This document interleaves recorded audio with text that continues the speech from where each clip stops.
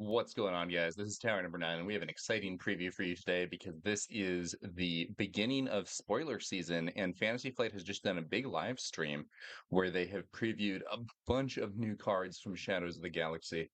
So yeah, let's get into it. So first up, we're going to have a card that was actually previewed yesterday before the stream. This is Baton Cre Princess in Exile. She is a 6 deploy 4/7 leader. On attack, you may deal 1 damage to a unit. If you attack with another Mandalorian unit this phase, you may deal 1 damage to a unit, the same unit or a different unit. She is Aggression Heroism, and on her leader side, she has an action Exhaust. If you attack with a Mandalorian unit this phase, deal 1 damage to a unit.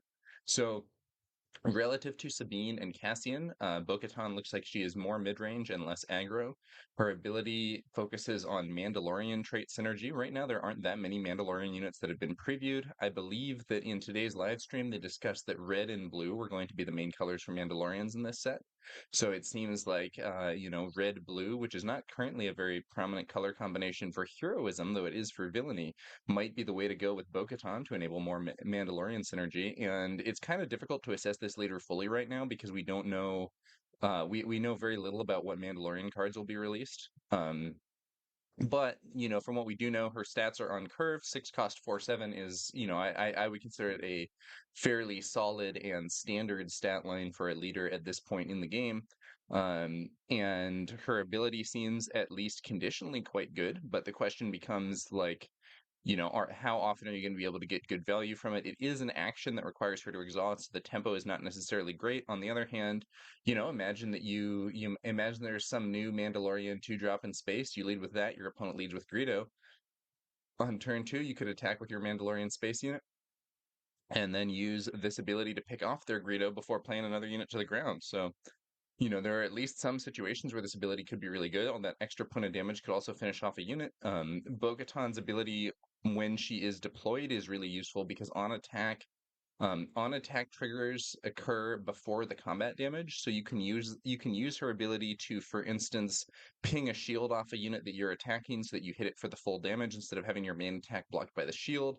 And she even has some added flexibility because she doesn't have to ping the unit she's attacking. You could use that to hit other units that the opponent has in play. Overall, I think Bo-Katan's looking really good. Okay, next up we have First Light, Headquarters of the Crimson Dawn. So apparently Grit was originally slated to release in this set, but got moved up to set 1. And Vigilance and Aggression will be the main aspects with Grit cards. So this ship not only has Grit, it gives your other units Grit. It's a 7 cost 4/7 with Grit. Each other friendly non-leader unit gains Grit.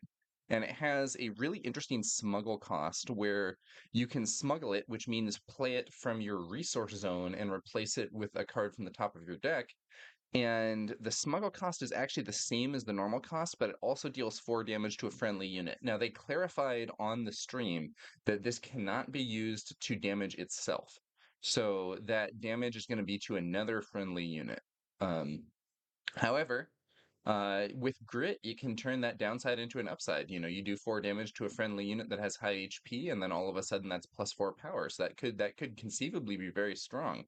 And I'm not totally sold on this card because for 7, I would want something with more immediate board impact. And I'm a little skeptical. I'm a little skeptical of this in its present form. Just because the stats are not terrible, but they're also not amazing. There are units that I think have probably better base stats at least than this at 6 costs. So for instance, Fett's Fire Spray or Ghost both seem more appealing to me than this. Um, on a basic level, but the question becomes how much Grit synergy are you going to be able to enable? How much value are you going to be able to get out of that? And that's kind of harder to assess. I think it does look like a good card for Krennic in particular, where he gets that advantage for having your units being damaged, and may well like to have some high HP units with Grit and so on to synergize further. Not entirely sure where this one's going to end up as a whole, but we're going to have to see how that goes. So First Light, Headquarters of the Crimson Dawn. There we go. Next up, we have Gentle Giant. This is another Grit card. It is a 6 cost 2/8 with Grit. On attack, you may heal damage from another unit equal to the damage on this unit. So the upside of this is really, really high. Like you can imagine a version where this unit has 7 damage. It attacks for 9 and also heals for 7. That's really strong. But You have to be in a very specific situation for that to be the case, and I honestly don't really think this is good enough. Once you hit like 5, 6, sometimes even 4 cost, you really want things that have an immediate board impact, and this absolutely does not have an immediate board impact. It's something that you play, and then over time it might become good, but it's not really an immediate threat when you first play it. It does pair really well with Protector, so if you play Protector on this and it becomes a 3/9 Sentinel, and 3/9 Grit Sentinel, that's like the Chewbacca leader, but even better. And the on attack can be pretty scary there as well. And they did discuss on stream that the Wookiee trait is apparently going to have synergy this set, so that might give it some further assistance. But at least this base card is not something that I would be really excited to put into decks right now, just because it is one of those cards where you play it, it doesn't have an immediate impact, and it requires a sort of conditional situation to really get good. My estimation could change in the future. It's possible that maybe there's going to be some upgrade that gives your Wookiee unit Sentinel and gives some other benefit or whatever it is. We'll have to see how it goes, but right now I'm not thrilled about this card. Next up, we have the Clan Challengers, and they discussed how aggression Mandalorians are going to be more aggressive compared to the blue ones, which is fitting, I suppose, given the name of the aspect. So this unit has bad base stats, 3/6 for 5, not really great. At 5, you're really looking for 10 or 11 stats. And this only has 9, but it has raid 3. So it actually is sort of a 6/6 when it's attacking, which is actually better than you would normally get at this price. Additionally, while this unit is upgraded, it gains Overwhelm. I don't think that's great, but it is at least potentially useful. And one thing I've noticed about this unit is that it pairs really well with ready effects. So like Keep Fighting, Grand Inquisitor, those sorts of things can ready a unit that has 3 or less attack, and this unit has 3 attack, but when you ready it, it swings for 6. So it seems really good with those cards. Aggression is another card that has one of these ready effects that's based on having 3 or less power. Um, and so in the stream, Tyler, I believe, described this as a draft finisher. I don't think I totally disagree. That does seem like a good role for this card, but I think it's at least worth testing in Grand Inquisitor and maybe other decks that are packing these ready effects, just because the prospect of using a ready effect that normally is a 3 or less power unit and getting a hit for 6 instead seems really valuable, but does have that problem I was mentioned earlier, 5 cost unit without an immediate board impact. So if you play it and are not immediately readying it, it does feel a little slow, a little clunky. But maybe in Grand Inquisitor, the shock value of playing this, damaging it, readying it, and then swinging in for 6 is going to be worth it. I do think it looks like it will be perhaps quite relevant in draft and in certain decks that can exploit the synergy with those readies. All right. Next up, we have I don't know how to pronounce this, but I'll try. It is Ketsu Ono, Old Friend. I believe this is a character from the Star Wars Rebels TV show. And she is a 2-cost 3/2, aggression, heroism. She has Saboteur, Mandalorian, Underworld, and Bounty Hunter traits. And when this unit deals combat damage to a base, you may defeat an upgrade that costs 2 or less. So these are like decent base stats, and she has conditional upgrade removal. I say conditional because she has to attack the base and live. Okay, so she has to live to make an attack on the base. It's not like attacking the base is normally dangerous. And with Saboteur, she can get in more easily than other units. And then you can defeat an upgrade, but only an upgrade that costs 2 or less. So this could potentially be a good unit to like pick off a entrenched that had been played on one of your units to prevent it from attacking or similar. But 3/2 is not really an aggro stat line. I'm going to make a video that discusses this in more detail. It's kind of an odd little point that has seemingly developed in this game's life. But 3/2 is not really what you want in an aggro card in this game. 3/2 is actually more of a stat line for defending against aggro. Aggro tends to want units that have higher defense because they can weather more things. So we're seeing more like you want to have 3 or even 4 defense on early aggro units. So that's a bit of a downside here. And so I'm not sure how often she's actually going to be destroying upgrades, especially because, you play her and the opponent sees that you have her. Are they going to play upgrades now that she can potentially remove? I think they likely will not. Um, if you have a ready effect or something, maybe you can give them a surprise. They play entrenched on something, you play Ketsu Ono, you play Keep Fighting, you swing in and break the entrenched and then swing with that unit on the same turn. It could happen. I don't know. It doesn't seem amazing though. That said, Wolf is a similarly narrow card, so he is also a 2-cost 3/2 Saboteur, but he blocks healing and he sees play. Um, And Ketsu also benefits from the heroism aspect for a cause I believe in, and she has Mandalorian Underworld and Bounty Hunter traits, which I think are all getting synergies in this set. So she might well prove to be a reasonable card. We'll see. As it stands, I'm not thrilled with what she offers, but it's possible also that in a set that has more upgrades as a whole, this will end up being a pretty strong card. We'll have to see. Okay, next up we have the Clone Deserter, a 1-cost 2/3 with Restore 1, which is incredible value for the price, but he has a built-in bounty, draw a card. When this unit is defeated or captured, your opponent collects its bounty. So this is early. There was an earlier card which is Cartel Turncoat, which was a 1-cost 2/3 in space.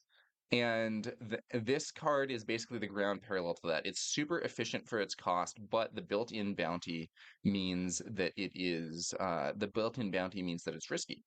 And I think the Cartel Turncoat's bounty was also drawing a card, but I might be misremembering. Um, and like the Cartel Turncoat, this also suffers from being a 1-cost unit. So if there are enough good 1-cost units, it might prove strong, but 1 is a difficult price point because there are better units at 2. So, you could play this Clone Deserter for 1, or you could play a Battlefield Marine for 2. And if you're not doing something with that extra 1 resource that you have left over on the first turn after playing the Clone, the Battlefield Marine is probably going to be better value.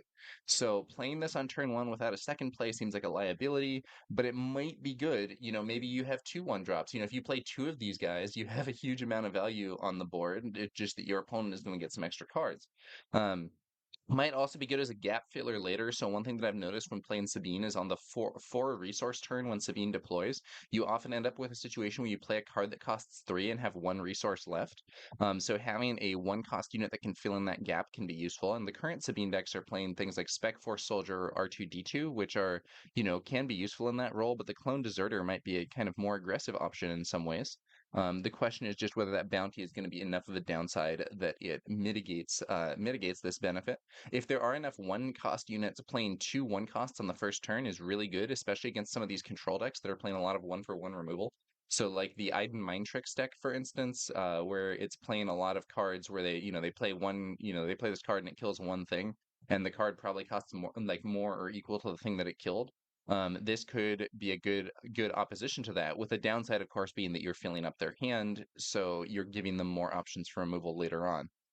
Anyway, I think a lot of things to consider with this one. May or may not see a lot of play, but we'll have to see whether or not the downside of that bounty ends up outweighing the added efficiency of those stats. All right.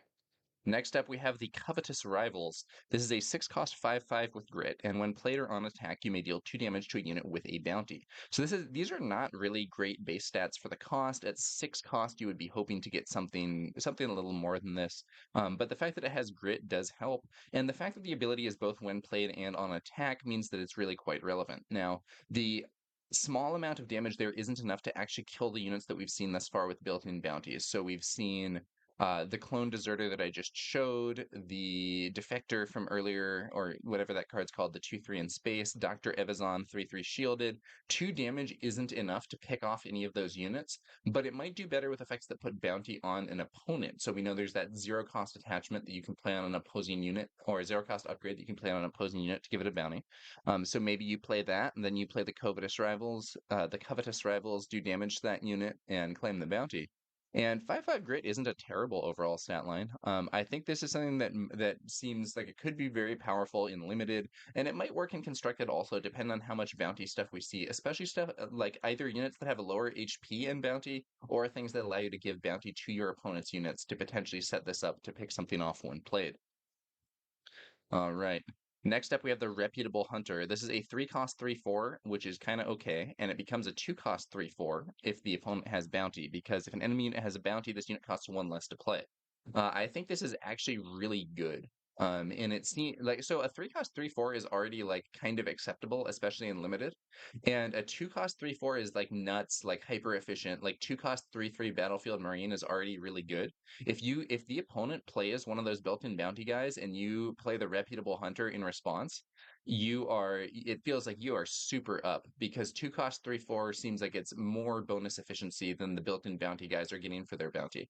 So this seems like a really strong counter to those sorts of things, and it honestly seems so good that it lowers my estimate of Deserter, Dr. Evazan, those sorts of cards. This guy also works great with the 0 cost bounty upgrade because they play their unit, you play the 0 cost bounty on them, then you play the reputable hunter for 2 and gets huge efficiency. So I think this could be really, really strong, though I could be wrong. One interesting, weird little niche is that this card is substantially better, in my opinion, when going second. Because if you see your opponent's unit, then you have the chance to play this as a 2 cost on turn 1, which is I think when you're getting the most value. So to me, this seems like its best case is actually when going second and the opponent plays a built-in bounty. Um, and then alternatively, if you go second and the opponent plays any unit, you can play the 0 cost bounty on it and then bring out the reputable hunter, which is also pretty good. Um, we'll have to see exactly what happens, but I do think this is a card that could see a lot of play. Um, and it's possible that I'm overrating it, but the prospect of a 2 cost 3/4 is so efficient right now that I am pretty optimistic about this. And it's kind of funny. I actually think this is more of a whoa crazy efficiency card than the 1 cost 2/3 stuff. Could be wrong. We'll have to see how it goes. Maybe it's going to be maybe it's not going to be that easy to maybe it's not going to be that easy to play this. Or maybe the cards that are playing the cheap early bounties are going to have other synergistic things that would allow them to overcome this. I don't entirely know, but I think this guy could be very strong. Also, 3 cost 3/4 isn't unacceptable. Like especially in limited, like people play Emperor's Royal Guard and it doesn't have Sentinel enabled. People play the what's it called? Homestead Militia, stuff like that. It offers those same base stats when not enabled and gets super efficient when enabled. Next up, we have Take Captive. This is a 3 cost event. A friendly unit captures an enemy non-leader unit in the same arena. Put the captured card face down under that unit until that unit leaves play. So this is, in theory, really good removal, but it suffers from the potential for escape. And I think it probably works better with more resilient units to deny escapes. So in particular, capturing someone with your leader is a good idea because a lot of removal doesn't work on leaders and does work on other units. And I think this card is overall difficult to assess because the difficulty of escaping is unclear. By default, I think it's like pretty strong, but it's not amazing because units often don't really last all that long in this game. But if you think of this as being disruption instead of removal, so it's like, I'm going to get this enemy unit off the board at least for a time, I think it seems better. Will it see a lot of play? I'm not sure. Capture and escape are really one of the things that I am most unclear about for this set. But it seems at least potentially good to have, a weaker unit in particular can capture a stronger unit and get it off the board for a bit, and that might be just what you need. Next up, we have Relentless Pursuit, another capture card. This is a 3 cost tactic event in Cunning. Choose an enemy unit. It captures an enemy. Choose a friendly unit. It captures an enemy non-leader unit that costs the same as or less than it. If the friendly unit's a bounty hunter, give a shield token to it. So this is another interesting capture card. This one's limited by cost, so you're not allowed to capture a more expensive unit, which kind of lowers some of the potential compared to our previous card in terms of using a cheap unit to capture a powerful unit, but it can give you a shield if your captor is a bounty hunter, and that seems pretty good. Is it totally worth it? I don't know. This is going to need some testing, but it does seem potentially strong with bigger bounty hunter units. So it may be best, in my view, actually with leaders because shields are hard to get on leaders. And if you play this card with your Boba Fett or with your, the Mandalorian leader card, all of a sudden, you have a shield on your leader and you've taken an enemy unit captive. And yeah, overall I think it is potentially very strong. Um, Capturing a unit with Boba seems really good, you know. But I think at least presently, I'm most excited about this card if your leader is a bounty hunter, because that somewhat mitigates both the cost aspect, since mini units will cost less than a leader, and it also makes it more difficult for the opponent to defeat to defeat the captor and rescue their unit, and then also putting a shield on your leader is really good. So I'm most optimistic about Relentless Pursuit for decks where their leader has the bounty hunter trait, which I believe is currently the Mandalorian.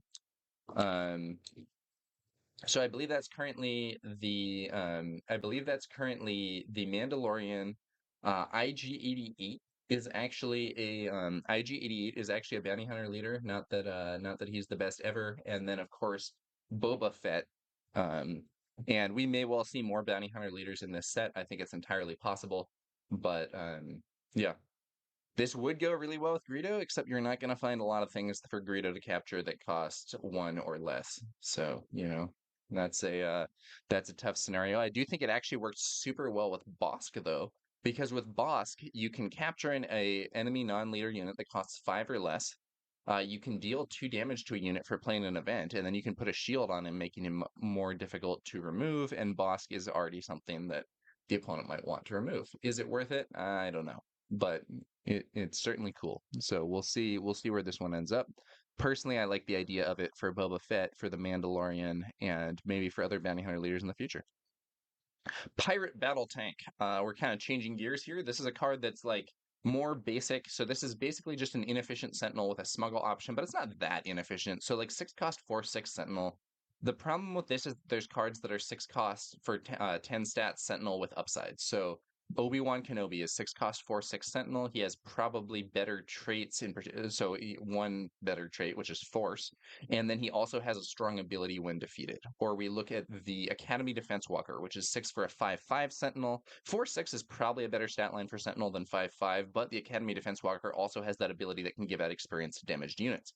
Um, so this is comparing a little worse to the other Sentinels at its price point. However, 6 cost 4/6 Sentinel isn't terrible, and Smuggle is relevant. So you can resource this early and play it later. The Smuggle cost is only 7, so you're paying one more. And yeah, that means it's even less efficient resource-wise, but it also means that you are essentially not spending a card on it. So I think this could be a good gap filler for decks that want this type of effect, and the prospect of smuggling it early and playing it late makes it a lot more appealing. Underworld trades likely to see help in this set.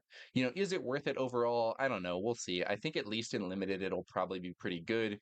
And I could see it being played in constructed decks too, because the prospect of, I'm going to resource this early, and then if it gets that late, we can bring this out, and it can be a big sentinel to maybe stop my opponent's attacks or give them some problems. I think it could be strong. So, we'll have to see.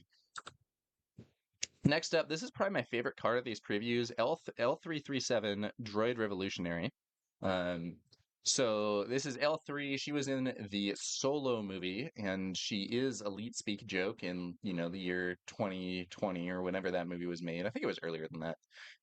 But aside from being a Elite Speak joke that's very late to the game, she is a really good card in this game. So 2 cost 2/2 Underworld Droid with Cunning and Heroism. When played, you may rescue a captured card if you don't give a shield token to this unit. Smuggle for 4 as well. So either you play this and rescue something that's captured, or you play it as a 2/2 shielded. Both and on top of that, you can smuggle this so you can resource her and bring her out later, probably to rescue a captured card in a difficult situation. But I think this card is super good. I think this is extremely good. I think it will likely see lots of play. So Crafty Smuggler, who is a 2 cost 2/2 shielded, is already strong and sees a lot of play. This is a Crafty Smuggler that has multiple upsides. So first off, you can play it as a 2/2 shielded for 2, which is already something that is good and already sees play. And it also has Heroism, which makes it advantageous for a cause I believe in. So like Cunning Sabine really likes this card. But then additionally, on top of that, sometimes you can play this and pull off a rescue. Sometimes you can smuggle this and then play it later if you're out of cards or if you need a rescue at a certain time or whatever it is. I think that again, if this card were 2 cost 2/2 shielded heroism, no text, I think it would be a competitive card that would see play, and this is that with multiple additional upsides thanks to the rescue ability and the smuggle. I think this is really strong, and I think this will be very widely used in cunning heroism decks, especially if capture is a big mechanic and having that rescue ability is important. Now, if capture ends up being kind of a marginal thing and not seen that often, maybe L3 won't be that good. But as it stands, I think she's really strong. And even in the scenario where again, even in the scenario where the rescue ability does literally nothing ever, two cost 2/2 shielded is already a extremely reasonable and competitive starting unit. So I think she will absolutely see play. Then we have MClunky. I actually misspelled it. Or no, I got it right. I got it right. So MClunky, this is infamously a piece of dialogue that was added to the scene where Han shoots Greedo. I believe it was added after the fact. I'm not sure. But in this game, it is a one-cost underworld trick. Return a friendly non-leader underworld unit to its owner's hand, and if you do, deal 3 damage to units. This bounces a friendly unit, deal 3 damage. 3 damage for 1 is great. The bounce is really not great. The bounce is actually very bad. But it could go well with when played effects and with ambush and shielded. So like maybe you have your crafty smuggler. You swing into an enemy unit and lose your shield. Then you play MClunky, you bounce your crafty smuggler, deal 3 damage to either finish that unit off or hit some other unit, and then you can play the crafty smuggler again and get his shield back. That seems pretty good. You could attack with the Millennium Falcon, play this, bounce the Falcon, damage an enemy unit, replay the Falcon, hit the opponent again. That also seems pretty good. And the trick trait synergizes with Jabba the Hutt.